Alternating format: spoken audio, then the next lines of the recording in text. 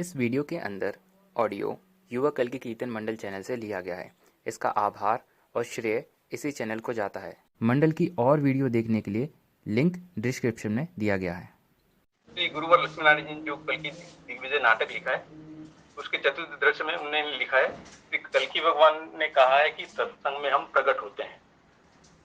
और फिर श्री गुरुवर लक्ष्मीनारायण जी ने अपने एक प्रवचन में ये कहा, भगवान ने कहा है कि आपस में एक दूसरे को समझाते हुए, हौसला बढ़ाते हुए, प्रेम करते हुए जो मेरी भक्ति का प्रचार करते हैं, मैं उन पर दया करके, मैं उनके अंदर बैठकर उनके अज्ञान अंधकार का नाश कर देता हूं, उनकी आत्मा के अंदर बैठा बैठा ही प्रकाश दे देता हूं, जिससे कि वे मेरे पास चले आते हैं। अर्थात जो आपस में एक दूसरे को समझाते हुए, प्रेम करते हुए मेरी भक्ति का प्रचार करते हैं, मैं उनके अंदर बैठकर उनके अज्ञान अंधकार का नाश कर देता हूं। इन दोनों बातों से प्रेरणा लेकर आज की सत्संग गोष्ठी में, जिसमें भगवान ने कहा कि सत्संग में प्रकट होता हूं, और उस सत्संग गोष्ठी में जिसमें हम ये बात करने जा रहे हैं कि कैसे हमें एक दूसरे को समझाते हुए, प्रेम करते हुए, हौसला बढ़ाते हुए कल की भगवान को प्रकट करना है।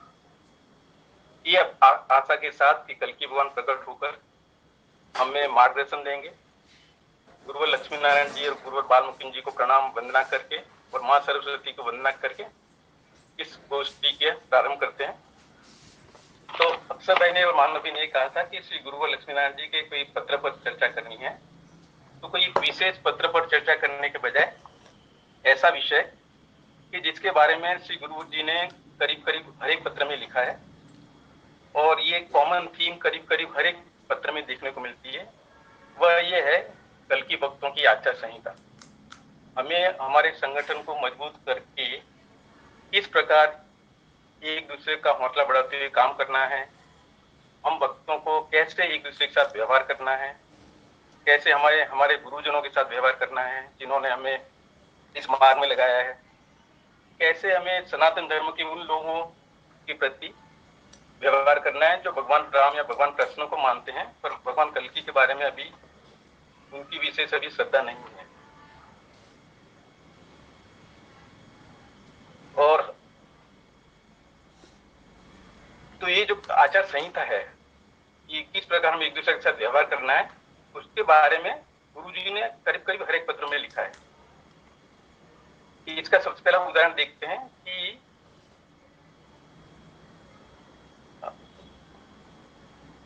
पंडित महेश प्रसाद जी ने एक पत्र लिखा था गुरुजी को, जिसमें उन्होंने ये लिखा था शायद कि मैं चढ़े बुखार में ये पत्र लिख रहा हूं। तो गुरुजी ने ये लिखा, तुम्हारे पत्र को पढ़कर मेरा चेहरा एकदम उदास हो गया, मेरे तो औसानी बिगड़ गए। संबल में एक ही आप ऐसी मूर्ति हैं जिसको देखकर आशा बनती है। तुम सबसे पहले ये लिखो कि तुम्हारा जी कैसा है, तुम्हारा बुखार उतरा या नहीं उतरा, जिससे मुझे बेफिक्री हो। और उन्होंने फिर ये भी निवारण बताया, ध्यान में भगवान की गोदी में सिर रखकर सो जाना, तुम अपनी राजी खुशी का हाल लिखो जिससे बेफिक्री हो। जब से तुम्हारी चिट्ठी आई है हमारा मन उदास है। ये चिट्ठी के लिखने के बाद में करीबन 20 दिन बाद उन्होंने एक वापस पत्र लिखा, क्योंकि पंडित महेश प्रसाद जी का उनको जवाब नहीं मिला। ये दूसरी चिट्ठी जो उन्होंने लिखी 2 सितंबर को, उसमें ये लिखा, आपकी राजी खुशी का पत्र बहुत दिनों से नहीं मिला। आपने चढ़े बुखार में पत्र लिखा था, उसके बाद पत्र नहीं आया, बहुत इंतजार किया, अब बड़ी चिंता है, कृपा करके अपनी राजी खुशी का हाल लिखना। ये बताता है कि श्री गुरु लक्ष्मीनारायण जी कैसे भक्तों की प्रेम परवा करते थे। पदम भाई पर सत्संग में चर्चा कर रहे थे कि किस प्रकार रामेश जी, उनके पिताजी रामेश्वर दयाल जी को जब बुखार आया तो सब श्री गुरुदेव रामेश जी के साथ कैसे 3 दिन रहे, उन्हें कथा उपदेश देकर उनका मन बहलाते रहे, उनका पूरा ध्यान रखा। और इसीलिए फिर रामेश जी ने बार ये कहते थे कि श्री गुरुदेव ने माता पिता से भी बढ़कर प्यार किया। और ये उदाहरण हमें स्वामी विवेकानंद रामकृष्ण परमहंस साहित्य में भी देखने मिलता है। स्वामी विवेकानंद नरेंद्रनाथ के पिता कलकत्ता के नामी वकील थे। उनके पिता के देहांत हो जाने के बाद उनके परिवार का बोझ उन पर आ पड़ा। और पता ये चला कि काफी धनी परिवार होते हुए भी, क्योंकि उनके पिता काफी मुक्त हस्त थे, काफी परिवार लोगों को सहायता करते थे, तो पता ये चला कि उनके पास कुछ भी संपत्ति नहीं बचती है, बल्कि कुछ उन्होंने कर्ज के लिए रखा है। और उस कर्ज को वसूल करने के लिए लोगों ने कुछ मुकदमे किए, उनके घर और संपत्ति बेचने का प्रयत्न भी किया। तो इन सब समस्याओं की वजह से नरेंद्र नाथ काफी दुखी थे, काफी भागदौड़ कर रहे थे, और कभी कभी ये हाल होते थे कि उनको खाने को भी नहीं मिलता था। तो उस दिन नरेंद्र ये कहकर निकल जाते थे घर पर कि मेरा आज बाहर निमंत्रण है, और किसी को ये नहीं कहते थे कि मैं पूरे दिन भूखा रहा हूं। तो नरेंद्र की अवस्था से व्यथित रामकृष्ण देव करुणा से सबको नरेंद्र की परिस्थिति बताते थे। तब सांसारिक सुखों से उदासीन रामकृष्ण के मुंह से ये बात सुनकर सबको बहुत आश्चर्य होता था। और नरेंद्र ने गुरुदेव से कहा कि मेरे जैसे साधारण व्यक्ति के लिए आप सबको इस तरह के दीन वचन कहते हैं, मांगते हैं, ये आपको शोभा नहीं देता।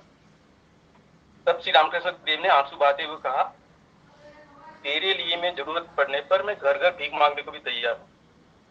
तो रामकृष्ण देव के अपने प्रति इस अपार प्रेम का स्मरण करते हुए नरेंद्र बाद में कहा करते थे कि सिर्फ रामकृष्ण ने देव ने ही मेरी प्रथम भेंट से ही सभी विषयों में सभी समय मुझ पर लगातार एक जैसा विश्वास रखा, जो मेरे माता पिता ने भी नहीं रखा।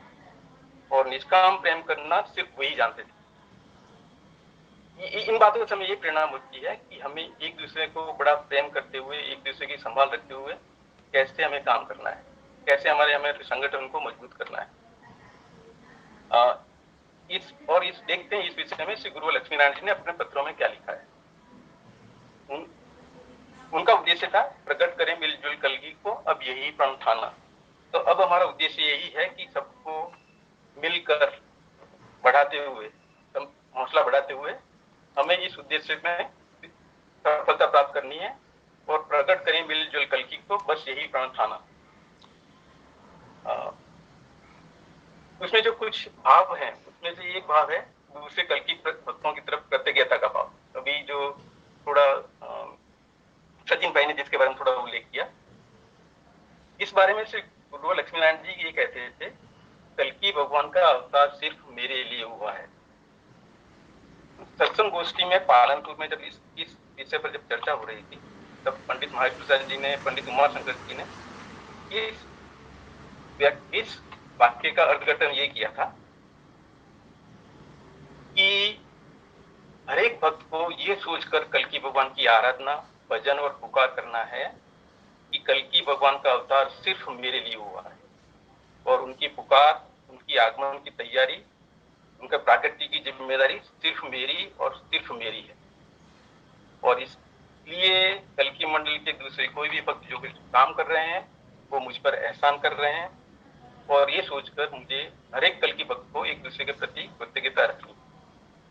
श्री गुरु लक्ष्मीनारायण जी ने ये जो बात कही, उन्होंने अपने व्यवहार से कैसे प्रकट की और कैसे उनकी ये कृतज्ञता उनके हर पत्रों में छलकती है।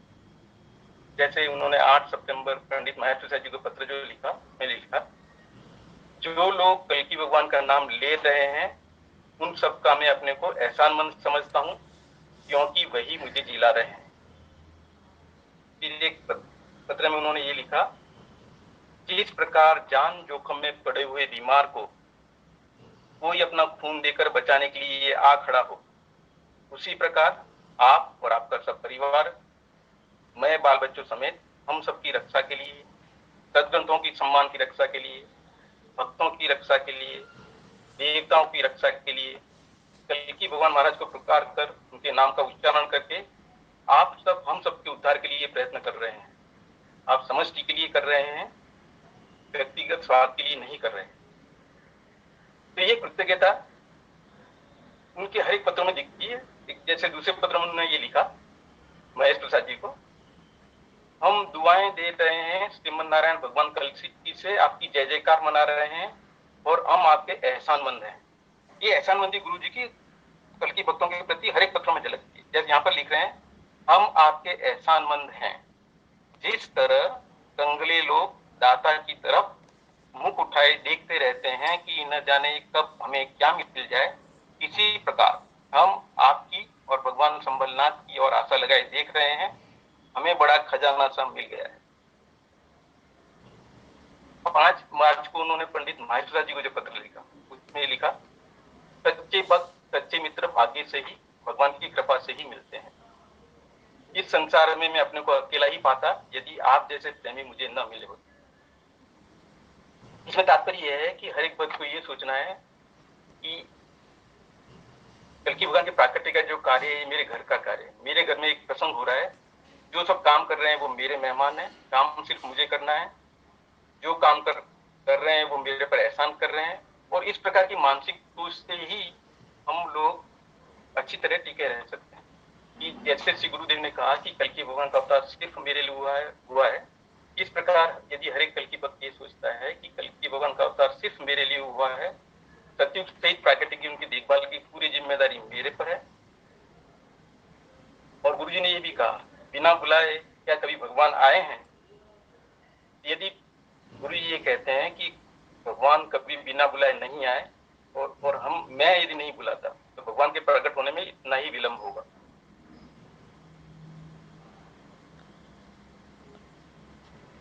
दूसरा एक भाव है इस पर, दूसरे कल्कि भक्तों के प्रति हमें कैसे आदर और सम्मान रखना है और कैसे प्रेम और आदर सम्मान के साथ बढ़ाते हुए हमें कल्कि भगवान का कार्य करना है। इसमें एक बात यह है कि हम बहुत सी बार बातें करते हैं गुरु जी की महिमा की, गुरु लक्ष्मीनारायण जी की महिमा की। बहुत सी बार ये सरल होता है, किसी व्यक्ति के जानने के बाद हम उनकी महिमा को समझ पाते हैं और उनके बारे में हम प्रशंसा करते हैं। सबसे ज्यादा जरूरी ये है कि हम अभी हमारे आसपास जो भक्त हैं, जो बढ़िया कार्य कर रहे हैं, जैसे कि उदाहरण के तौर पर ब्राह्मण बालिकाओं से कार्य करवा रहे हैं, दूसरे भक्तों को कल की बार में मन लगाने का, उनके निष्ठा में बढ़ाने का कार्य कर रहे हैं, हमें आज उनका सम्मान और सत्कार करना है। हमको ये भी ध्यान रखना है कि जो हमारे आसपास बड़ी बड़ी प्यारी प्यारी रूह हैं, उनका मन हम भगवान में लगाते हैं तो हमारा कैसा पुण्य कार्य होगा।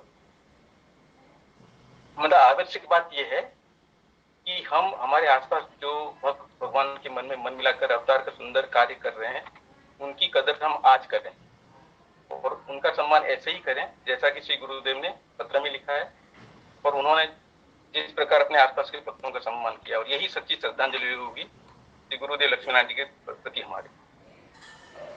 जैसे कि उन्होंने ये भाव को उन्होंने अपने पत्रों में कैसे प्रकट किया और कैसे उन्होंने इन बातों को, इन उपदेशों को जो उन्होंने हमें दिया, उन्होंने अपने आचरण में, अपने जीवन में उतार कर दिखाया। 28 अगस्त के जो पत्र में उन्होंने पंडित माहेश्वर प्रसाद जी को ये लिखा,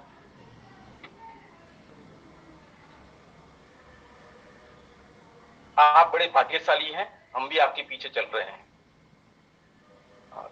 उन्होंने ये लिखा, स्वामी रामानंद जी से हमारी राजी को कहना, उनसे हमारी प्रार्थना है कि आप हमारे जीवन के दाता हैं, आपके सहारे हम भी जी रहे हैं, पूरे हैं, भले हैं, जैसे हैं आपके हैं, हमारे कसूरों को माफ कर, आपकी तपस्या से हमें बड़ा सहारा मिल रहा है। फिर उन्होंने वापस लिखा, आप बड़े भाग्यशाली हैं, हम भी आपके पीछे चल रहे हैं। फिर उन्होंने पंडित माहेश्वर जी को लिखा, आप जैसे ब्राह्मण जमीन आसमान के खम्भ होते हैं और बड़े सुख सम्मान के योग्य होते हैं। पंडित माहेश्वर जी और उमा शंकर जी के पत्र में ये लिखा उन्होंने, आपकी आज्ञा का पालन मैं अपना सौभाग्य समझता हूँ, मैं आपको अपना जवाहरात समझता हूँ, सच्चा प्रेमी संसार में दुर्लभ होता है, आप हमसे सच्चा प्रेम करते हैं। तो गुरुदेव ने जो ना एक भजन में लिखा, प्रेम के ग्राहक प्रेमी शिरोमणि, प्रेम के परखनहार, हमारे प्रभु कल की परम उद्धार। तो इष्ट देव का चिंतन करते करते भक्त का स्वभाव भी इष्ट देव जैसा हो जाता है। और जैसा कि श्री गुरुदेव के पत्रों से पता चलता है कि जैसे कैसे उनका स्वभाव भी ऐसा हो गया और कैसे हम भी गुरुदेव की बातों पर चलकर उनकी बातों का आचरण करने पर हमारा स्वभाव भी ऐसा हो जाना चाहिए। जैसा कि उन्होंने लिखा, प्रेम के ग्राहक प्रेमी शिरोमणि, प्रेम के परखनहार, हमारे प्रभु कल की परम उद्धार। 27 अगस्त के पत्र में उन्होंने पंडित माहेश्वर जी को लिखा, आप लोगों की प्रशंसा के लिए मेरे पास कोई शब्द नहीं है, क्योंकि आप लोगों ने कल्कि भगवान के नाम को बड़े सम्मान के साथ धारण किया हुआ है और सिंहासन की तरह सिर पर उठा रखा है।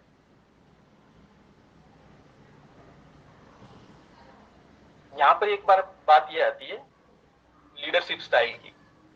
यहाँ यहाँ पे बड़े बड़े जो प्रख्यात बिजनेस स्कूल हैं, जैसे कि हार्वर्ड बिजनेस स्कूल या स्टैनफोर्ड बिजनेस स्कूल, इन सब में जो सिद्धांत सिखाते हैं लीडरशिप, नेतृत्व के जो दो अलग अलग स्टाइल होती है। तो एक स्टाइल में ये होता है कि आदमी ये मानकर चलता है कि हमारे आसपास संगठन के जो आदमी हैं सब कामचोर हैं, आलसी हैं, निकम्मे हैं, बेवकूफ हैं, काम नहीं करना चाहते, और जब तक उनको डंडे की जोर पर काम नहीं करना है वो काम नहीं करेंगे। और एक दूसरी शैली जो होती है उसमें नेता ये मानकर चलते हैं कि हमारे आसपास संगठन के जो भी लोग हैं सभी मेहनती हैं, सभी बुद्धिमान हैं, सभी बहुत ही सुंदर ढंग से काम कर रहे हैं और करना चाहते हैं, और उन्हें सिर्फ प्रेम और प्रोत्साहन देने की जरूरत है। ये बात इसलिए कही जा रही है कि भगवान श्री राम और श्री गुरु लक्ष्मी नारायण जी के चरित्र में ये दूसरी प्रकार की शैली को पाया जाता है कि कैसे उन्होंने हमेशा आसपास के लोगों में, संगठन में, अपने शिष्यों में, भक्तों में उन्होंने उचितता दिखी और उचितता को हमेशा उन्होंने प्रोत्साहन दिया। अब इस बात का उदाहरण दें भगवान राम के चरित्र में, जैसे कि भगवान राम और हनुमान जी का जैसे हम संबंध देखें, तो हनुमान जी के बारे में हम सभी लोग सब जानते हैं, ज्यादा उनके बारे में ज्यादा कहने की जरूरत नहीं है। पर हनुमान जी के जो भी महानता है, सभी लोग सिर्फ ये जानते हैं कि हनुमान जी के बारे में कि वो जो भगवान राम के संपर्क में आए उसके बाद क्या हुआ। तो हनुमान जी को सभी उनके प्रति सभी आदर के साथ कहते हुए मैं कहना चाहता हूँ कि हनुमान जी भगवान राम से मिले उससे पहले वो सुग्रीव के साथ रहते थे, और चूंकि भाली के डर से सुग्रीव ऋषिमुख पर्वत पर रहते थे और इसलिए हनुमान जी भी उनके साथ रहते थे। तो हनुमान जी का वो जो चरित्र है इसके बारे में कोई नहीं जानता है कि हनुमान जी पहले सुग्रीव के साथ ऋषिमुख पर्वत पर रहते थे बारी के डर से। ठीक है, तो हनुमान जी जो भी उनकी महानता उजागर हुई वह भगवान राम के संपर्क में आकर हुई, और ये जो उसका जो काफी श्रेय जो है वो भगवान राम की नेतृत्व की स्टाइल पर जाता है। और जैसा कि श्री गुरु लक्ष्मी नारायण जी ने लिखा, ये कल्कि भगवान ही थे जिन्होंने अपने पहले जन्मों में हनुमान, सबरी, अम्बरीश, मीरा आदि को अपनी भक्ति की अमर करने वाली धारा में बहा दिया। तो ये जब हनुमान जी भगवान राम के संपर्क में आते हैं उसकी कथा ये है कि जब सुग्रीव को पता चलता है कि कोई दो तेजस्वी धनुर्धर सुग्रीव के बारे में पूछते हुए तलाश कर रहे हैं, तो सुग्रीव हनुमान जी को भेजते हैं कि ये काम जिम्मेदारी देकर कि आप जाकर पता लगे कि ये दो धनुर्धर कौन है और ये क्या चाहते हैं, क्या ये बाली के द्वारा भेजे गए गुप्तचर तो नहीं है जो मुझे पकड़ना चाहते हैं या मेरा वध करना चाहते हैं। तब हनुमान जी जब जाते हैं और उनका जो वार्तालाप होता है भगवान राम के साथ, और भगवान राम और लक्ष्मण तब उनको सुग्रीव के बारे में पूछते हैं कि सुग्रीव को वो कैसे मिल पाएंगे, तब हनुमान जी सुग्रीव के बारे में कुछ भी न बताते हुए भगवान राम और लक्ष्मण से ये जानना चाहते हैं पहले कि वे कौन है और वे किस उद्देश्य से सुग्रीव के बारे में पूछताछ कर रहे हैं। तो उस वार्तालाप को यदि आप रामायण में देखते हैं तो लक्ष्मण जी कभी कभी हनुमान जी प्रति गुस्सा व्यक्त करते हैं कि हे ब्राह्मण, उस समय हनुमान जी ब्राह्मण के वेश में गए थे, तो लक्ष्मण जी कहते हैं कि हे ब्राह्मण देवता, आप हमको सभी प्रश्न पूछे जा रहे हैं पर हम जो आपको पूछ रहे हैं उसका आप जवाब नहीं दे रहे हैं। तो लक्ष्मण जी को थोड़ा गुस्सा भी आता है। तब भगवान राम ये कहते हैं हनुमान जी लक्ष्मण जी से कि हे लक्ष्मण, तुमने देखा कि ये ब्राह्मण देवता अभी तक कितनी मधुर संस्कृत में बात कर रहे हैं, और अभी तक उन्होंने जो भी बोला उसमें कहीं भी व्याकरण की कहीं भी एक सूक्ष्म भी गलती उन्होंने नहीं। और यहाँ से जो संबंध चालू हुआ वो अपने पहली उस मुलाकात में ही हनुमान जी को पहचान गए, उनकी महत्ता को पहचान गए, और जो हनुमान जी के कान में जो कुंडल थे जो किसी और को दिखाई नहीं देते थे और जिसके बारे में हनुमान जी को ये कहा गया था कि जब हनुमान जी ने पूछा था कि मैं अपने इष्ट भगवान राम को कैसे पहचानूंगा, तब ये कहा गया था कि तुम्हारे इष्ट तुम्हें उनको पहचानने की जरूरत नहीं है, तुम्हारे इष्ट देव तुम्हें पहचान लेंगे। तो भगवान राम ही पहले ऐसे व्यक्ति थे जिन्होंने हनुमान जी के कुंडल देखकर हनुमान जी को जान लिया था। और तो इसीलिए जब सभी वानर सेना जब सीता जी की तलाश में जाती है तो सिर्फ हनुमान जी को भगवान राम ने अंगूठी दी, ये जानकर कि तो ये कहने का तात्पर्य ये है कि हनुमान जी के बाद में जो भी बने उसमें काफी जो श्रेय था भगवान राम को था और भगवान राम की नेतृत्व की स्टाइल पर था कि कैसे उन्होंने लोगों में उच्चता देखी, उनकी अच्छी बातों को देखा और उन अच्छी बातों को हमेशा उन्होंने प्रोत्साहन दिया। और यही हमको देखने को मिलता है श्री गुरु जी के पत्रों में, उनके वार्तालाप में, उनके प्रवचनों में। उदाहरण के तौर पर हम ये पत्र देखते हैं, उन्होंने ये प्रवचन देखते हैं राम लखना में श्री गुरुवर लक्ष्मीनारायण महाराज जी ने जो प्रवचन दिया 1964 में जिला मैनपुरी में। ये प्रवचन की शुरुआत है वो इसी प्रकार करते हैं। भगवान के प्यारे, भगवान की प्रिय विभूतियां, ऋषियों की संतानों, आप अपने गोत्रों को देखते हैं, कोई वत्स हैं, कोई वशिष्ठ हैं, कोई कश्यप हैं, कोई सांडिल्य हैं, कोई गर्ग हैं, ऋषियों की संतान है। आप लोग रोम रोम से पसीने की एक एक बूंद से चिल्ला रहे थे, पुकार कर रहे थे, जय कल्की, जय जगतपते, पद्मापति, जय रमापते। जब जब संकट आया है इस प्रकार ही पुकार हुई है। आप कोई नया काम नहीं कर रहे हैं, आपके पुरखों दर पुरखों ने पीढ़ी दर पीढ़ी राम अवतार में, कृष्ण अवतार में, हिरण्यकश्यप और हिरण्याक्ष के समय में भी आपने इसी प्रकार पुकार की। तो एक बार जब फिरोजाबाद जब आए थे तभी उन्होंने भजन में यही कहा था, जो पंडित महावीर जी ने अपने जीवन चरित्र में लिखा था कि गुरु जी एकदम बोले कि यहाँ पे कितनी बड़ी बड़ी सुंदर प्यारी भगवान की उच्च विभूतियां बैठी हुई हैं। एक दूसरे प्रवचन में उन्होंने ये यहाँ से, और ये एक बात ये अमेजिंग ये है कि वो उनकी प्रवचन की शुरुआत ही ऐसे इस ढंग से करते हैं, जैसे उन्होंने दूसरे प्रवचन में ये कहा, मेरे प्यारे बंधुओं, आप बड़ी प्यारे मार्ग में हमें बड़े प्रेम के साथ आ रहे हैं, आप सब निष्काम भाव से ही आ रहे हैं और भगवान को अपना तन मन धन भी भेंट कर रहे हैं और आपने बड़ा प्यारा मार्ग अपनाया हुआ है। मतलब यहाँ पर गुरुजी ने ये नहीं कहा कि आप लोग तन मन धन नहीं दे रहे हैं या तन मन दें, उन्होंने ये कहा कि आप निष्काम भाव से तन मन धन देकर आप ये काम कर रहे हैं, आप बड़े प्यारे मार्ग में बड़े प्रेम के साथ हमारे साथ मदद कर रहे हैं और आज आपने बड़ा प्यारा मार्ग अपनाया हुआ है। और फिर उन्होंने ये प्रोत्साहन देने की, बढ़ावा देने की ये बात कही। ये क्षीर सागर है कल्कि अवतार का, इंद्रप्रस्थ पे जिसको भगवान ने वर्ण किया अपनी पुकार के लिए, और आप लोग धन्य हैं जो आपको अपनी पहली पंक्ति में भगवान ने आपको चुना है। और इसी प्रवचन में फिर उन्होंने ये बात भी कही, भगवान ने कहा है आपस में एक दूसरे को समझाते हुए, हौसला बढ़ाते हुए, प्रेम करते हुए जो मेरी भक्ति का प्रचार करते हैं, मैं उन पर दया करके, मैं उनके अंदर बैठकर उनके अज्ञान अंधकार का नाश कर देता हूँ और उनकी आत्मा के अंदर बैठा बैठा ही प्रकाश देता हूँ, जिससे वो मेरे पास चले आए। और इस बात के फिर कुछ और उदाहरण देखते हैं। उन्होंने पंडित महावीर जी के जो पत्र में लिखा 23 मार्च को, आप लोगों की चरण रज मेरे लिए बड़ी मूल्यवान है, आप लोग संस्कारों को निभा रहे हैं, एक अर्थ में आप अजर अमर हैं, मैं तो जी ही आप लोगों की प्रेम की वजह से रहा हूँ। ऊपर कल्कि भगवान है, नीचे आप हैं, सच्चे मित्र व सच्चे भक्त ईश्वर की कृपा से ही मिलते हैं।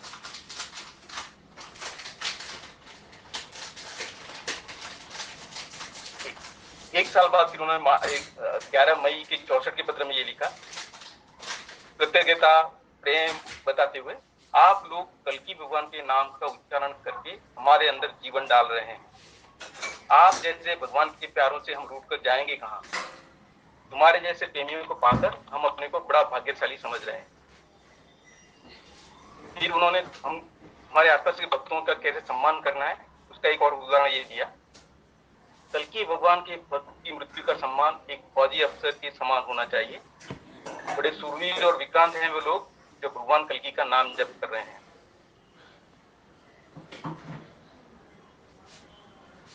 फिर उन्होंने प्रेम और सम्मान जताते हुए एक पत्र में ये लिखा, मतलब इस प्रकार के जो वाक्य जो उन्होंने लिखे हैं उसका कोई अंत नहीं है कि हर एक पत्रों में इस प्रकार की जो उनकी जो एक्सप्रेशन है प्रेम सम्मान की, सत्कार की, वो दिखाई देती है। 4 दिसंबर 1964 के पत्र में उन्होंने ये लिखा, मैं आपको भगवान के भक्त होने के नाते माता पिता भाई बंधु सब कुछ समझता हूँ। ये जो वाक्य है ये उदाहरण देता है कि हमें हमारे आसपास के भक्तों को क्या मानना है, उनमें क्या देखना है। मैं आपको भगवान के भक्त होने के नाते माता पिता भाई बंधु सब कुछ समझता हूँ।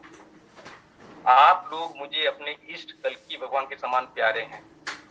मतलब हमारे आसपास के भक्तों में भी हमें इष्ट कल्कि भगवान को देखना है। आप लोग मुझे अपने इष्ट कल्कि भगवान के समान प्यारे हैं। न मालूम कितने अनंत काल से आप भगवान की भक्ति करते आ रहे हैं, जिन प्रबल संस्कारों की वजह से शेष साई शेष सागरवासी महाविष्णु श्री कल्कि भगवान महाराज की भक्ति और धर्म मार्ग पर हमसे मिले हैं। ये हमारा और आपका संयोग मैं भगवान का ही बनाया हुआ मानता हूँ। फिर अपने साथियों की प्रशंसा करते हुए ये लिखते हैं 17 सितंबर 1964 के पत्र में, भगवान का प्रताप होता है नाम और भक्ति का, जिससे हमारे साथी बड़ी प्रेम और बड़ी लगन के साथ हृदय में धारण किए हुए हैं। मतलब हमें हमारे साथियों में किस प्रकार अच्छाइयां दिखो। आप फिर उन्होंने लिखा पत्र में, आपके मेहनतों के फल से ही हम कल्कि भगवान की लीलाओं का सुख भोग रहे हैं। यह मेहनतें कभी खाली जाने वाली नहीं। ये बताता है हमें कैसे उनके प्रति कृतज्ञ रहना है और कैसे वह कृतज्ञता प्रदर्शित करनी।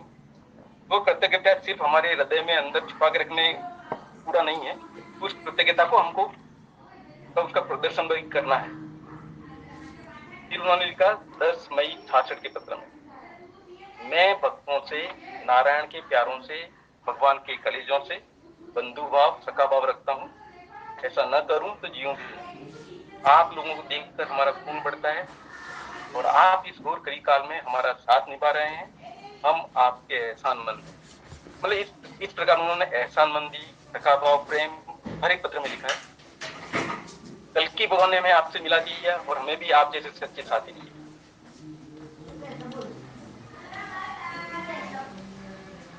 और इस बात का फिर वो गुरु लक्ष्मीनारायण ये भी लिखते हैं कि कैसे उनके गुरुजन गुरुवर बाल मुकुंद जी ने भी इसी प्रकार के चरित्र का प्रदर्शन किया।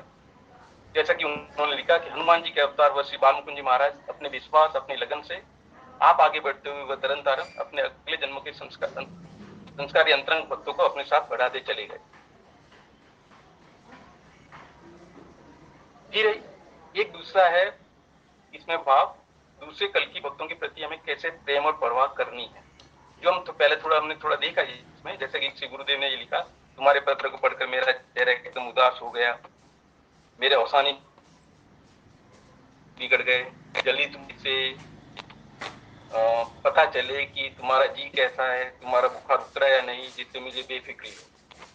फिर उन्होंने पंडित महाराज जी को ये भी लिखा, हमें आपकी आमदनी की चिंता है, तो देखें कल्कि भगवान कहाँ से और कैसे इस चिंता को दूर करते हैं। फिर उन्होंने पत्र में ये लिखा है, अब अपने सब साथियों को बड़ी दया, बड़े प्रेम, बड़ी करुणा के साथ अगाड़ी बढ़ाते हुए ले चलो। एक दूसरे पत्र में ये लिखा, प्रेम की प्रतिज्ञा को निभाना और उस पर कायम रहना ही भक्ति है। अब आगे ये देखते हैं कि श्री गुरुदेव अपने साथियों को कैसा प्रेम करते थे। एक उदाहरण उन्होंने ये दिया और उन्होंने ये जो अवस्था लिखी अपनी उन साथियों के वियोग में, वो ये है, दुनिया आसार तो उसी समय से निगाह में हो चुकी थी जब महात्मा शादीराम का देहांत हुआ था। उसका मुझे इतना रंज बैठा था कि न घर में न चैन न बाहर, न खड़े न बैठे न लेटे। ये मेरे जेल जाने की पहले की बात है। दिन भर महर्षि बाल मुकुंद जी के पास पड़ा रहता था और चित्त को कहीं चैन नहीं मिलता था। बाल मुकुंद जी धीरज बंधाते थे कि भक्त अमर होते हैं, कोई कहीं नहीं गया है, कल्कि भगवान आएंगे तब कुत्ते से उठकर आयु के समान आ जाएंगे। शांतिपन गुरु का पत्र जिस प्रकार कल्कि भगवान ले आए थे, उस समय वियोग के दुख में बाल मुकुंद जी और कल्कि नाम से ही मन बहलता था। मतलब शादीराम जी के और दूसरे भक्तों के वियोग में उनको जो दुख होता था, उसका ये वर्णन है। फिर आगे उन्होंने ये लिखा, जिन जिन लड़कों को बचपन में देखकर अत्यंत प्रेम बढ़ा था और जिनको देखे बिना चैन नहीं पड़ता, रात दिन सोते जागते, चलते फिरते, खाते पीते जिनका ध्यान बना रहता और वह तड़पता भी था, और जिनसे जरा भी बोलचाल व जान पहचान हो जाए तो ऐसी खुशी होती थी जो निर्धन को धन मिलने से, निसंतान के घर में जैसे संतान होने से। ये उन्होंने लिखा है कि कैसे अपने आसपास के भक्तों को देखकर उन्हें क्या होता था। कैसे वो उनसे उनका लगाव था, कैसे उनका प्रेम था। वो मित्र देह की प्रेरणा से उन रंज के दिनों में बाल मुकुंद जी की बैठक में आए तो क्यों न जाए। उनमें से एक श्री राम मुनि, दूसरे द्वारकानाथ। बाद में पता लगा कि ये भगवान के संस्कारी भक्त हैं। एक तुलसीदास निकले तो एक श्री कृष्ण अवतार के सीधा मगवाल। वे दोनों आजीवन साथी व प्रेमी रहे। उनमें कल्कि भगवान महाराज की चर्चा करने से दिन सुखपूर्वक निकलते रहे। फिर ये देखते हैं कि गुरुजनों के प्रति गुरुवर लक्ष्मीनारायण जी ने अपने आदर का कैसे कैसे कैसे उनको आदर था और कैसे वो उनके पत्रों में झलकता है, और कैसे हमारे गुरुजन लक्ष्मीनारायण जी और गुरुवर बाल मुकुंद जी ने कैसे ये आचार संहिता जिसका हम वर्णन कर रहे हैं, उन लोगों ने अपने जीवन में इसका आचरण करके हमें बताया। निष्कलंक दल के इतिहास में गुरुवर बाल मुकुंद जी के बारे में गुरु लक्ष्मीनारायण जी ने ये लिखा। बाल मुकुंद जी अपने सेवकों के बीच में सदा एक भक्त के रूप में साथी और सखा बनकर ही रहे। आप जिंदगी के आखिरी दिन तक प्रकट होने वाले कल्कि भगवान की महिमा के प्रचार में ही लगे रहे और अपने श्रद्धालुओं को भी लगाते रहे। उनके वचनों से कहीं पर यह प्रकट नहीं होता था कि हम गुरु हैं, हमारा दर्जा भगवान से बड़ा है, हमारा ध्यान करो, हमें हमारा तन मन दो। उन्होंने हमेशा यही कहा कि मन बुद्धि वाणी को कल्कि भगवान में लगाओ। इसी श्रृंखला में फिर शिव शंकर जी का उदाहरण देते हैं कि किस प्रकार शिव शंकर जी ने भी यही इसी का अपने जीवन में पालन किया। तो उसका वर्णन श्री गुरु लक्ष्मीनारायण जी अपने जीवन चरित्र में ऐसा करते हैं। जब उनको जब स्वप्न हुआ जिसमें उन्हें ये बताया गया कि वे अगले जन्म के रामकृष्ण परमहंस थे, उसके संदर्भ में ये बात है। पहले स्वप्न जाकर शिव शंकर जी को सुनाया। वे गुरु होते भी गुरुपद का अभिमान नहीं रखते, प्रसन्न होकर पैर छूकर बोले। मतलब जिस शिव शंकर जी को वो गुरु मानते थे, वो शिव शंकर जी ने पैर छूकर लक्ष्मीनारायण जी से ये कहा, देखो महाराज, हम भी कैसी तकदीर वाले हैं, घर बैठे ही परमहंसों के दर्शन करने को मिल रहे हैं। बाल मुकुंद जी को मालूम हुआ, उन्होंने बुलवाया, वहां गए। उन्होंने हरा करते हुए प्रेम भरी अमृत दृष्टि से खींचते हुए मुस्कुराते हुए खड़े होकर 3 बार गले लगाए। श्री गुरु लक्ष्मीनारायण जी ने अपने साहित्य में कहीं पर अपने को न ही गुरु बताया, न ही अपने आपको अपने कल्कि मंडल के संस्थापक, संयोजक या किसी ऐसे बड़ी पदवी से अपने को संबोधित किया।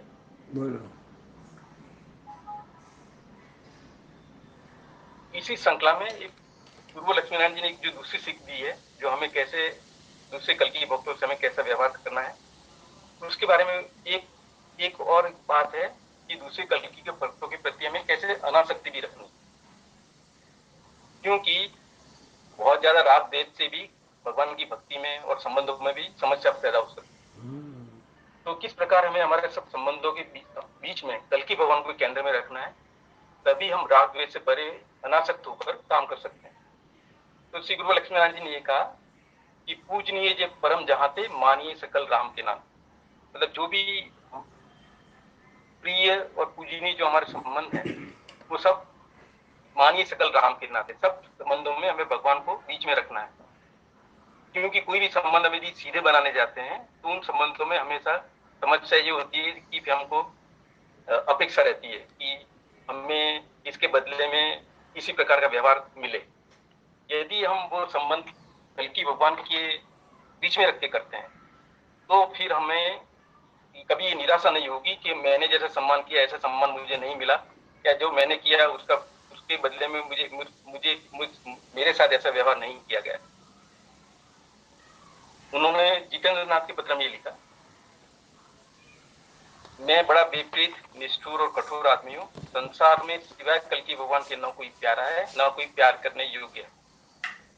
जितना जो आदमी मेरे कल्कि भगवान से प्रेम करता है, उतना ही मैं उससे प्रेम करता हूँ और सम्मान करता हूँ। नहीं तो मैं सबको अपदार्थ और तुच्छ समझता हूँ और उससे एक सेकंड भी प्रेम करने को तैयार नहीं हूँ। मतलब हम ये जो गुरु लक्ष्मीनारायण जी ने जो कहा, इसी प्रकार से यदि हम व्यवहार करते हैं, तभी हम अनासक्त होकर राग द्वेष से परे होकर काम कर सकते हैं। फिर गुरु जी ने यह भी कहा कि किस प्रकार हमें दूसरों की बात देखे बिना काम करना है। जैसा कि उन्होंने पत्र में लिखा, भगवान महाराज ने भी कहा है कि जो दूसरों की बाट देखते हैं वो स्वयं पीछे रह जाते हैं। एक दूसरे पत्र में ये कहा, भगवान के मार्ग में बेटे को चाहिए बाप की राह न देखे, और बाप को चाहिए कि बेटे की राह न देखे, ये संग हो तो चले। स्त्री को चाहिए पति की राह न देखे, और पति को चाहिए स्त्री की राह न देखे। एक दूसरी बात, इसमें एक महत्वपूर्ण बात उन्होंने एक प्रवचन में ये जो कही है कि कैसे हमें दूसरे कल की भक्तों के प्रति व्यवहार करना है। तो ये जो बात है उन्होंने प्रवचन में जैसी कही ऐसी की ऐसी मैं उसका उदाहरण करता हूँ। उन्होंने प्रवचन में ये कहा, और ये बात का हमें ध्यान में रखनी है दूसरों के प्रति व्यवहार करने में। उन्होंने प्रवचन में ये कहा, इस वक्त हमें किसी के पाप पुण्य सोचने की फुर्सत नहीं है।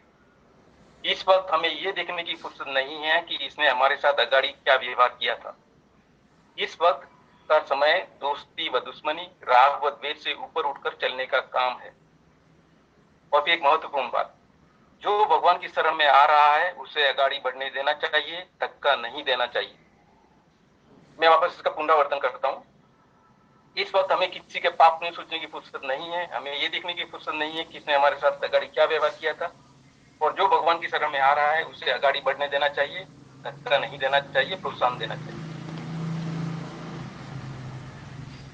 कभी कभी हम ये देखते हैं कि हमको ये लगता है कि हमारे आसपास के भक्त हमारे साथ इतना अच्छा व्यवहार नहीं कर रहे हैं, तो हमें कैसे समाजशील होकर उनकी ये कमियों की तरफ ध्यान न देकर साथ में मिलकर काम करना है, उन पर नाराज नहीं होना है। और ये तब हम तभी कर पाएंगे जब हम ये सोचेंगे कल की भगवान का अवतार सिर्फ मेरे लिए हुआ है। तो जिस प्रकार जिसके घर में प्रसंग होता है, शादी होती है, वो किसी से रूठ नहीं सकता। किसी के व्यवहार में उसे प्रेम संबंध कम होने पर भी रूठ कर बैठ नहीं सकता कि मैं ये काम नहीं करूंगा, क्योंकि उसे पता है कि ये शादी, ये प्रसंग, व्यवहार उनके काम न करने पर नहीं चलेगा। इसी प्रकार यदि हम ये सोच लें कि कल की भगवान का अवतार सिर्फ मेरे लिए हुआ है, तो हमें पता चलेगा कि हमें रूठने का अधिकार नहीं है। और इस बात का उदाहरण ये है, उन्होंने जो पत्रों में जो लिखा है, जैसे उदाहरण के तौर पर उन्होंने पंडित महेश प्रसाद जी के पत्र में ये लिखा, स्वामी रामानंद जी से हमारी राजी खुशी कहना और उनसे हमारी प्रार्थना है कि आप हमारे जीवन के दाता हैं। इसमें पश्चात भूमिका में इंफॉर्मेशन ये है कि रामानंद जी की कुछ जो कर रहे थे उसकी वजह से संबल में काफी समस्या हो रही थी, और पंडित महेश प्रसाद जी को काफी मुसीबतें थी। उस पर उन्होंने पंडित महेश प्रसाद जी को ये लिखा कि स्वामी रामानंद जी से हमारी राजी खुशी कहना और उनसे हमारी प्रार्थना है कि आप हमारे जीवन के दाता हैं। आपके सहारे हम भी जी रहे हैं, बुरे हैं, भले हैं, जैसे हैं आपके हैं, हमारे कसूरों को माफ करना। और फिर उन्होंने ये लिखा, आपकी तपस्या से हमें बड़ा सहारा मिल रहा है। मतलब स्वामी रामानंद जी के व्यवहार से थोड़ी समस्या होने पर भी, क्योंकि वे कल की भगवान का काम कर रहे थे, और क्योंकि गुरु जी हमेशा ये मानते थे कि कल की भगवान को प्रकट करने का काम सिर्फ मेरा है, उन्होंने यही कहा कि आपकी तपस्या से हमें बड़ा सहारा मिल रहा है। फिर उन्होंने ये लिखा है एक पत्र में, कितने भी आंधी और तूफान उठे, चाहे अपनों के उठे या परायों के, समझ लेना भगवान की ओर से हमारी परीक्षा है। भगवान के आगे हाथ जोड़कर सिर झुकाकर लगे रहो और अपनी निष्ठा में फर्क न आने देना। दूसरा रास्ता नहीं है, दूसरा रास्ता नहीं है। बाबा जी के हालचाल लिखना, उनकी बातों को दरगुजर करना।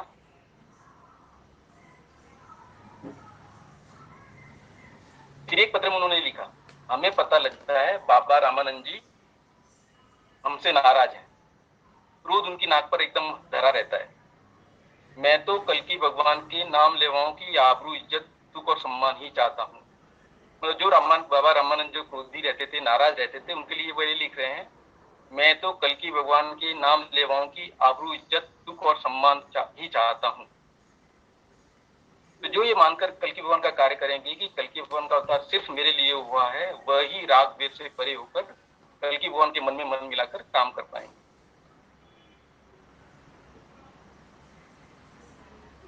दूसरा ये कि कभी कभी हमको लगता है कि हमारे साथी में कुछ गलतियां हैं, या उनकी कल की भगवान के काम में इतनी निष्ठा नहीं है जितनी होनी चाहिए। तो उसके बारे में उन्होंने ये लिखा, कि इधर अपूर्ण, ये लिखा उन्होंने महाक्रांतिकारी की खोज के लेख में, इधर जो साथियों में जो अविश्वास के अंधकार में थे उनमें चैंचे में शुरू हो गई, बड़े तर बितर चल पड़े। और परंतु उन साथियों जो निस्संदेह बड़े त्यागी और सच्चे अंतस्करण के लोग थे और जिनके दिल में मेरे आज तक भी ऐसा कैसा ही सम्मान है, कोई प्रभाव न पड़ा।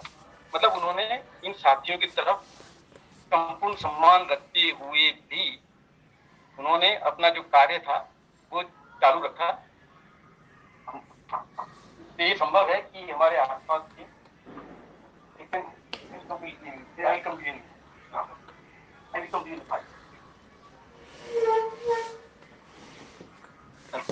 तो यदि हमें हमारे आसपास के कल्कि भक्तों की तरफ उनकी निष्ठा में कोई संदेह हो जाता है, तब उसके लिए गुरुजी ने ये लिखा 14 जून 63 के पत्र में, पंडित माहेश्वरदास जी के लिखा उन्होंने, जल्दबाजी में मित्रों पर एकदम संदेह कभी नहीं करना चाहिए, कोई नतीजा भी नहीं निकाल लेना चाहिए।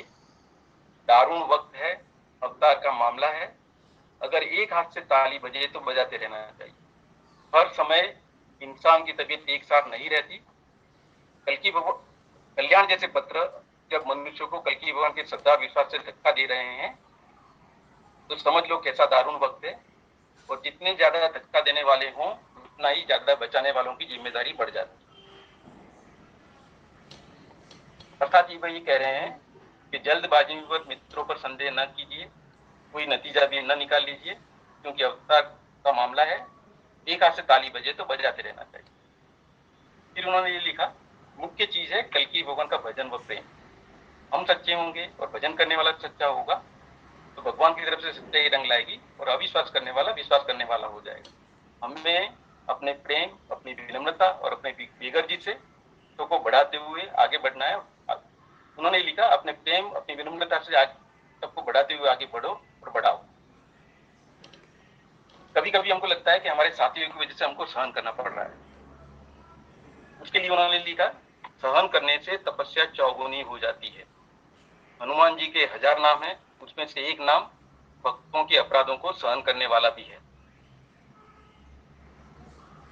तात्पर्य यह है कि कभी कभी हमें भक्तों की वजह से, कल्कि मंडल के साथियों की वजह से सहन करना पड़ सकता है।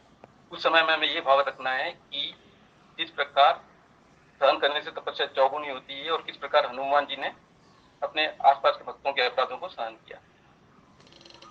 तो गुरु जी का कहना यह है कि भक्तों में और संसार में अनासक्त रहो, उससे राग द्वेष पनपने नहीं पाएंगे। इसमें एक तात्पर्य यह भी है कि हमें आसपास के भक्तों में कॉमन पॉइंट्स देखें जहां पर हमारा एग्रीमेंट है और उस पर हम ज्यादा ध्यान दें और उस चीजों पर ध्यान न दें जहां पर हमारे डिसएग्रीमेंट। तो यदि हम मतभेदों की तरफ ध्यान न देकर जिस विषय में हमारे मन मिलते हैं उस विषय पर ज्यादा ध्यान देंगे तो हम साथ में मिलजुल कर काम कर सकते हैं। अब इस विषय में ये है कि यदि हम कोई नौकरी कर रहे हैं और हमारे किसी सह कार्यकर्ता से हमारा मनमुटाव हो जाता है तो क्या इसकी वजह से हम क्या नौकरी से इस्तीफा देते हैं? क्यों हम हमारा ध्यान सिर्फ हमारे जो एम्प्लॉयर है या सरकार है उसकी तरफ ध्यान देते हैं और हमारे सहकार्यकर्ता हमारे कोई इश्यू भी हो तो उसके ऊपर ध्यान न देकर हम नौकरी में लगे रहते हैं। इसी प्रकार यदि हमारे आसपास के किसी लोगों से हमारा मन मुटाव तो इससे हम कल्कि भगवान का कार्य नहीं छोड़ते और नहीं उस कार्यक्रम में कल्कि भगवान कार्य में हमारा ध्यान कम कर सकते। एक दूसरा इसमें था कि कैसे हमें संगठन में अपने मान सम्मान की आशा रखे बिना कार्य करना है। जैसे गुरु जी ने लिखा अपने नाटक में साहित्य में, तबही मानप्रद आप अमानी भरत प्राणसम ते मम प्राणी। जो भक्त अपने सम्मान का ध्यान रखे बिना अपने आसपास सब लोगों को सम्मान देकर काम करते हैं, भगवान कहते हैं भरत प्राणसम ते मम प्राणी। और संगठन में भी ये देखा गया है कि यदि लोग अपने सम्मान की, अपने रिवॉर्ड की आशा रखे बिना काम करें तो संगठन किस प्रकार बहुत ही अच्छी तरह प्रगति करता है। जैसे कहा गया है कि there is no limit to what a man can do or where he can go if he does not mind who gets the credit। मतलब यदि हम क्रेडिट की तरफ ध्यान नहीं देते हैं तो क्या क्या हम संगठन के लिए प्राप्त कर सकते हैं। इस बारे में एक एक अच्छा उदाहरण इस तरह से समझाया जा सकता है कि यदि हमें लोगों से सम्मान की अपेक्षा है तो हमें ये सोचना पड़ेगा कि ये सम्मान हम कल्कि भगवान से चाहते हैं या कल्कि भगवान के भक्तों से चाहते हैं। अब इसमें इस बात को इस तरह समझा जा सकता है। उदाहरण के तौर पर जैसे हमारे पास कोई गहना है और हम सोनार की दुकान पर जाकर उसमें से कुछ और बनवाना चाहते हैं, तो आसपास के पड़ोस से लोगों से पूछते हैं तो पता चलता है कि पड़ोस में एक सोनार की दुकान है, वो काफी अच्छी दुकान है और काफी अच्छे लोग हैं, वहां पर ये किया जा सकता है। और आपको अपना पड़ोसी आपको अंदर की इन्फॉर्मेशन देता है कि वहां पर एक मालिक बैठते हैं, कभी कभी मालिक का नौकर बैठता है। तो जो मालिक है वो बहुत ही उदार है, कभी कभी बहुत खुश होकर 1 लाख के गहने का 1.5 लाख भी दे सकता है और बहुत ही उदार है। जबकि जो नौकर है वो नौकर होने की वजह से बहुत ही तोल कर सोच समझ कर पैसा देता है। तो आपको पड़ोसी सलाह देता है कि आप ऐसे समय जाएं जब नौकर हो, तो सॉरी ऐसे समय जाएं जब वो मालिक बैठा हो। और ऐसा भी कहा जाता है कि ऐसा नहीं है कि आप दोनों से जाकर भाव ले लें, पर जो ज्यादा भाव देता है उसके पास जाकर अपना ये गहना एक्सचेंज करने का प्रयत्न करें। दुकान का नियम ये है कि आप किसी एक से आपने चालू कर दिया ट्रांजैक्शन, मतलब बताने का, तो पर उसी के साथ आपको करना होगा। तो फिर आप निश्चित तौर से ये सोचेंगे कि आप उस समय जाएंगे कि आप मालिक के साथ जाकर वो गहने का मोल लेना चाहेंगे। इसी प्रकार कल्कि भगवान के कार्य में यदि आपको अपना रिवॉर्ड चाहिए तो आप कल्कि भगवान से ये आपको ये तय करना है कि वो रिवॉर्ड आपको कल्कि भगवान से चाहिए या अपने आसपास के भक्तों से चाहिए, और ये आप दोनों से नहीं ले सकते, जैसा कि ये कहानी में है। तो इससे हमें पता चल जाएगा कि हमें किस प्रकार दूसरे लोगों से सम्मान की अपेक्षा रखे बिना सिर्फ एक ध्येय रखते हुए कल्कि भगवान की तरफ नजर रखते हुए ये कार्य करना है। इस बारे में फिर एक दूसरा उदाहरण गुरुजी ये देते थे कि कैसे कभी कभी संगठन में कभी भक्त या लोग अपनी छोटी छोटी समस्याओं को लेकर फैल जाते हैं और उनको कैसे उनको समझाकर प्रेम से विनती करते हुए उनको काम में वापस जोड़ना पड़ता है। और उन्होंने इस बारे में समझाते हुए उन्होंने एक कथा जो बताई थी, वो एक मेंढक की कथा जो कही थी कि आयुर्वेद में लिखा है कि यदि हीरे की भस्म बनानी हो तो हीरो को गलाने के लिए खटमलों की चटनी मेढकों के पेशाब में बनानी पड़ती है, और एक मेढक को कांसे के थाल में बैठा कर नीचे से चुटकी बजाओ तब एक बूंद पेशाब करके भाग जाता है, फिर उसे पकड़ो और थाली में रखो और वापस चुटकी बजाओ, और इस प्रकार बड़ी मुश्किल से मेढक का पेशाब इकट्ठा होता है। इसी प्रकार कल्कि भगवान का कार्य बड़ा दुष्कर है। मेढक की तरह लोग उछल उछल कर भागते हैं, उनको वापस समझाकर काम में लाना पड़ता है। अब इसमें ज्यादा बात आप समझदार हैं, समझ गए हैं, तो इसमें ज्यादा बात नहीं करूंगा। पर हमें कैसे किसी के भरोसे बैठकर काम नहीं करना है। जैसा उन्होंने लिखा, भगवान के मार्ग में बेटे को चाहिए बाप की राह ना देखे, स्त्री को चाहिए पति की राह ना देखे। और फिर उन्होंने ये भी कहा कि अगर तेरी पुकार सुनकर कोई नहीं आता तेरे साथ तो तू अकेला चल पड़। उन्होंने प्रवचन में ये कहा, रविन्द्रनाथ टैगोर की एक भजन के अनुसार अकेला चल पड़। टैगोर का भजन है, यदि तेरी डाक सुने कोई ना आसे तू एकला चलो रे, तू एकला चलो रे। अगर तेरी पुकार सुनकर कोई नहीं आता तो तू एकला चल पड़, और जो काम हम दूसरों से लेना चाहते हैं वो खुद करने चले। कभी कभी फिर हम ये देखते हैं कि अज्ञानवश कई नए भक्त जो जुड़ते हैं कभी कभी आपका यथोचित सम्मान नहीं कर पाते, तो कैसे प्रेम और उदारता से आपको उनको आगे बढ़ाना है, उसका उदाहरण उन्होंने ये दिया पंडित शादीराम जी से। उन्होंने ये लिखा, शादीराम जी जन्म के क्षत्रिय थे, वाल्मीकि जी के शिष्य थे, कल्कि भगवान का पूजन बड़ी लवलीनता के साथ करते थे। कई जन्मों का उनको ज्ञान था। पिता जिस प्रकार राम का ध्यान करे या भगवती भवानी जैसे प्रेम व निष्ठा से शिव का ध्यान करे, उस भाव से तन्मय होकर भगवान का भजन करते। पहले में बचपन के अज्ञानवश उनको बहुत समय तक समझ न सका। आर्य समाजी मित्रों के संग के कुप्रभाव से उनका वह सम्मान न कर सका जैसा करना चाहिए था, परंतु फिर भी वह उस उदंडता की ओर ध्यान न देकर मुझसे प्रेम करते रहे और मेरे उद्धार को ही अपना ध्येय बनाए रहे। ये बताता है कि कैसे यदि आपके आसपास नए भक्त यदि आपका सम्मान नहीं कर पाते हैं, उनके प्रति आपका व्यवहार कैसा होना चाहिए। श्री गुरु जी ये लिख रहे हैं, शादीराम जी ने ये किया। उन्होंने उस उदंडता की ओर ध्यान न देकर वो मुझसे प्रेम करते रहे और मेरे उद्धार को ही अपना ध्येय बनाए रहे।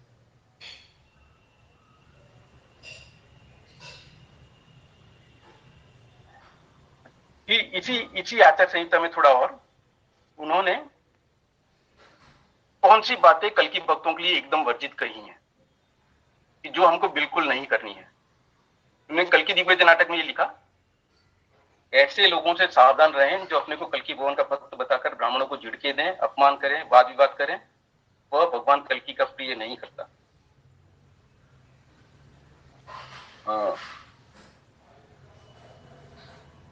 और उन्होंने फिर ये लिखा, यहाँ पर ये समझाया है कि किस प्रकार जो सनातन धर्म में मानने वाले हैं, जो भगवान राम और कृष्ण में मान रहे हैं पर भगवान कल्कि की भक्ति नहीं कर रहे हैं, उनके प्रति हमें कैसा व्यवहार रखना है।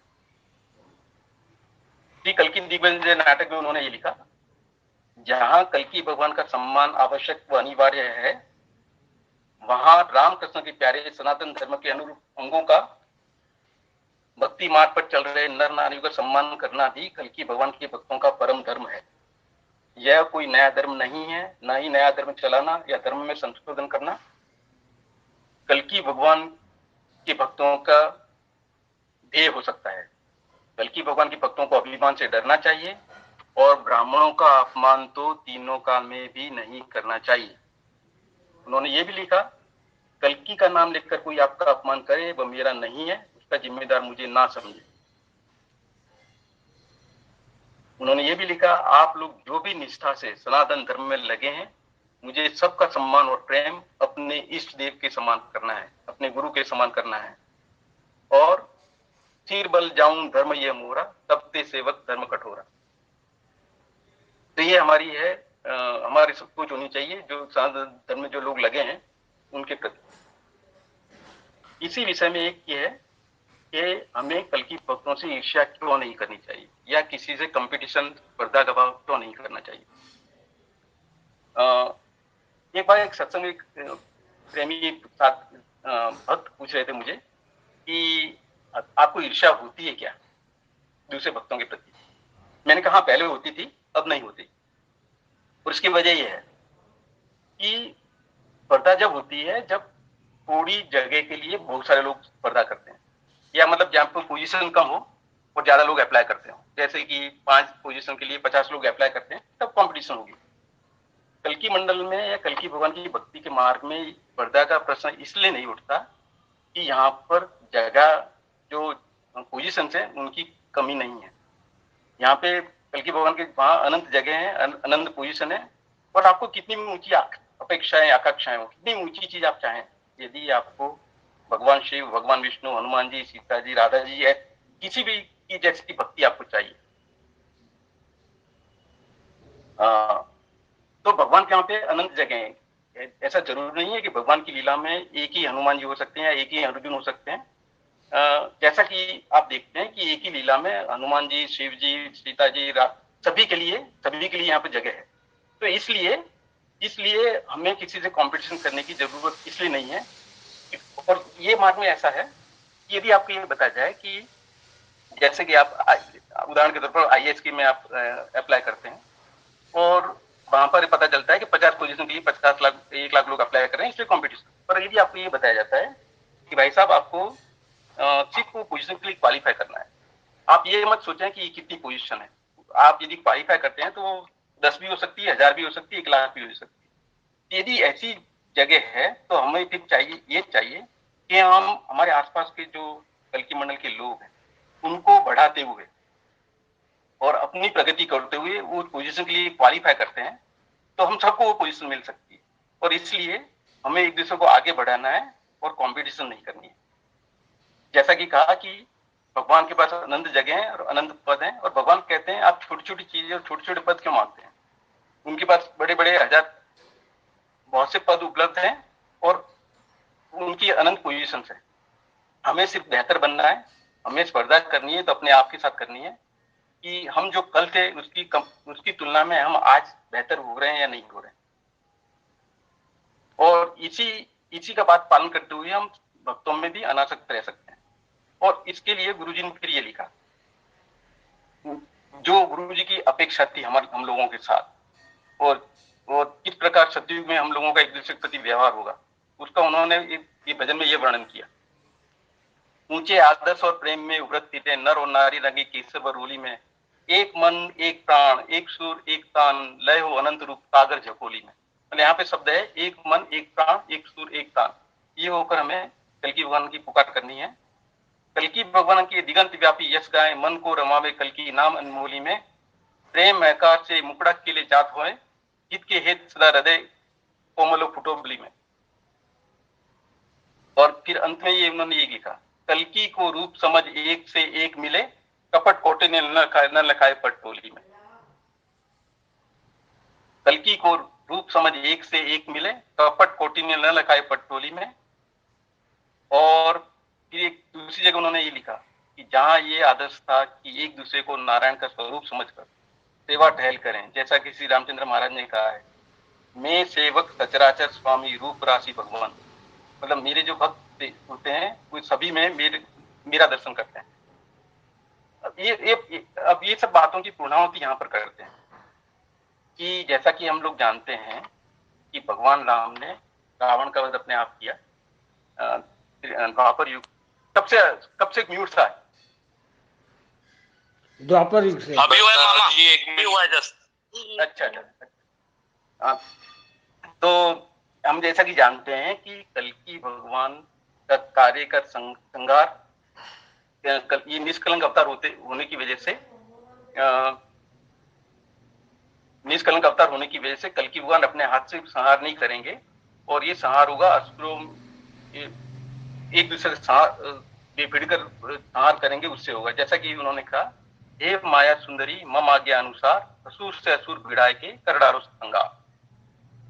और जैसा कि एक भजन में कल्कि नाम की महिमा में उन्होंने लिखा, सुर संतन को धीर बंधावे देवी शक्ति आए, असुरों का संगठन तोड़कर करे रंग में भंग। मतलब किस प्रकार कल्कि भगवान चाहते हैं कि असुर एक दूसरे से भिड़कर एक दूसरे का संहार करें। और हमने अभी देखा कि किस प्रकार भगवान ये चाहते हैं कि कल्कि भगवान के भक्त एक दूसरे को मिलकर कैसे एक दूसरे को बढ़ाते हुए हम कार्य करें। इसका मत एक तात्पर्य यह भी है कि भगवान हमसे ये चाहते हैं कि हम एक दूसरे से मिलकर कार्य करें, और यदि हम एक दूसरे से मिलकर कार्य नहीं कर पाते हैं तो हमारा व्यवहार असुरों की जैसा हो रहा है। तो देवताओं में और असुरों में भिन्नता मतलब फर्क क्या है, उसकी कहानी एक ये है।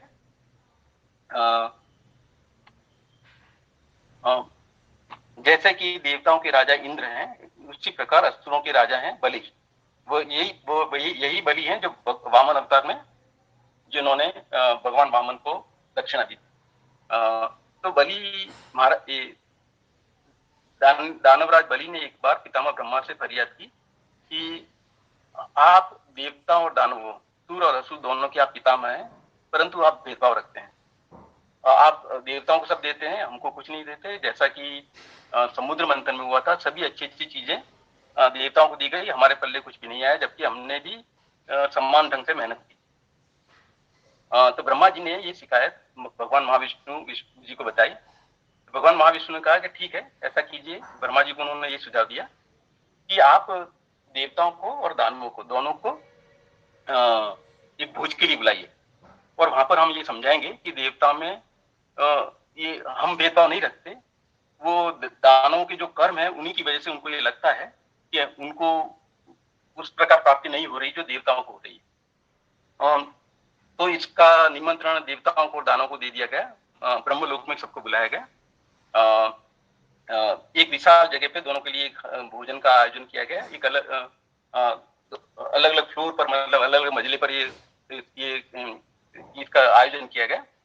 और भोजन के पहले देवराज इंद्र और दानवराज बलि को भगवान महाविष्णु ने कहा कि आप हमारे साथ रहिए, जब भोजन जब चालू होगा तब आप हमारे साथ चलेंगे। दोनों जगह पे भोजन परोस दिया गया। और भोजन खाने से पहले वहां पे जो लोग थे व्यवस्था में, उन लोगों ने देवताओं को और दानवों को, दोनों को, ये दोनों अलग अलग जगह थे, दोनों एक दूसरे को देख नहीं पा रहे थे, और ये खाने से पहले ये कहा गया कि हमको निर्देश ये दिया गया है कि आपके हाथ बांध दिए जाएंगे। तो हाथ ऐसे बांधे गए थे कि जिससे वो अपनी कोहनी मोड़ न पाए। तो काफी इसमें बावेला मचा, दानवों ने शिकायत की कि यदि हमारे हाथ बांध दिए गए तो हम कैसे खाना खा सकते। तो वहां पर जो व्यवस्था में जो लोग थे उन्होंने कहा कि हम ये कुछ नहीं जानते, हमें ऐसा ही निर्देश दिया गया है भगवान महाविष्णु द्वारा कि हाथ बांधने हैं और इसी से आपको ऐसे ही आपको खाना खाना है। फिर खाना खाने के चालू हो जाने के बाद में करीबन 15-20 मिनट बाद फिर भगवान महाविष्णु ब्रह्मा जी के साथ और देवराज इंद्र और दानवराज बलि के साथ में दोनों जगह देखने गए भोजन कैसा चल रहा है। तो दानवों की जगह पे मतलब देखने लायक था, सभी जगह खाना पूरी सब जगह बिखरा पड़ा था, और दानव क्या कर रहे थे कि खाना, क्योंकि हाथ बंधे थे, कोहनी मोड़ नहीं सकते थे, तो वो लोग जो भी खाने की चीज थी जब हवा में उछालते थे और उसको मुंह में पकड़ने की कोशिश करके खाने का प्रयत्न कर रहे थे। तो जो ठोस चीजें थी जैसे पूरी या गुलाब जामुन टाइप प्रकार की चीजें, तो कभी कभी 5-10 बार उछालने पर आ जाती थी, पर जो दाल और खीर इस टाइप की जो प्रवाही चीजें थी वो खाने में सभी के मतलब चलने की भी जगह नहीं थी, सभी जगह खाना बिखरा पड़ा था, सभी के कपड़े चेहरे सभी जगह पर खाना सना था। ये था दानवों के वहां पे हालत। फिर वे देवताओं के कक्ष में गए और देखा कि वहां पे खाना सब सुचारू ढंग से चल रहा है और सब अच्छे प्रेम से खाना खा रहे हैं। अब आप कोई बता सकते हैं कि हाथ बंधे होने पर भी देवताओं के कक्ष में खाना सब सही ढंग से चल रहा था और सब प्रेम से खाना खा रहे थे, तो कैसे संभव था? यदि किसी ने कहानी सुनी हो या कोई बताना चाहे। मामा वो बाजू सीधी करके एक दूसरे को खिला रहे थे। हाँ, एक दूसरे को खिला रहे थे सारे। बिल्कुल सही, बिल्कुल ठीक है सचिन भाई ने कि देवताओं ने सिर्फ ये किया कि दो पंगत ऐसे ऐसे बैठे, उन्होंने एक दूसरे के सामने बैठ गए और बड़े प्रेम से एक दूसरे को पूछते हुए कि आप क्या खाना चाहते हैं, और सामने वाले देवता की रुचि के अनुसार उसे जिस प्रकार जो खाना था उसी प्रकार देते गए।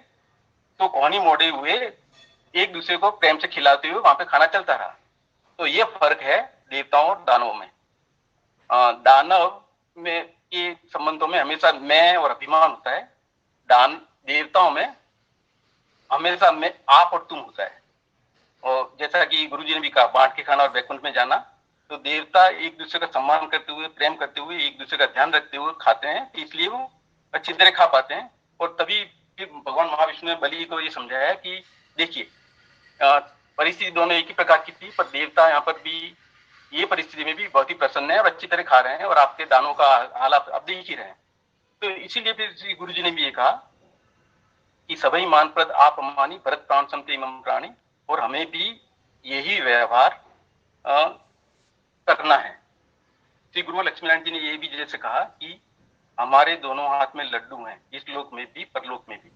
इसका मतलब ये है कि हम जो भी कर्म करें उसके अच्छे फल तो हमें आगे जाके तो मिलने ही है, पर इस लोक में भी हमें सुख मिलेगा।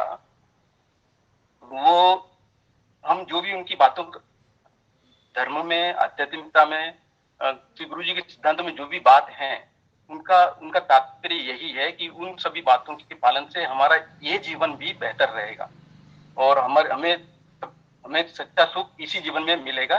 जैसा कि जिस उदाहरण के तौर पर जैसे ये कहानी का जो तात्पर्य था, सभी मान पद आप अमानी भरत प्राण समति मम प्राणी। तो जब हम अमानी हो जाते हैं, जब हम किसी से मान सम्मान की आशा नहीं रखते हैं, तो फिर हम सुख दुख से परे हो जाते हैं और फिर हम ये ध्यान नहीं रखते हैं कि व्हाट्सएप में या फेसबुक में या जूम पर कोई हमको लाइक करता है, कोई हमको सम्मान करता है, नहीं करता। तो यदि हमको सम्मान की अपेक्षा नहीं रखते तो हम सच्चे अर्थ में हम सुखी बनते हैं। तो भगवान ने जो भी कहा, आध्यात्मिक जो भी सिद्धांत हैं, वो हमारे इस जीवन को सच्चे ढंग से सुखी बनाने के लिए हैं। जैसा कि कहा गया है कि heaven is here and heaven is now, मतलब जो स्वर्ग है और सुख है वो यहीं पर है, अभी है, यदि हम ये बातों का सही ढंग से पालन करते हैं।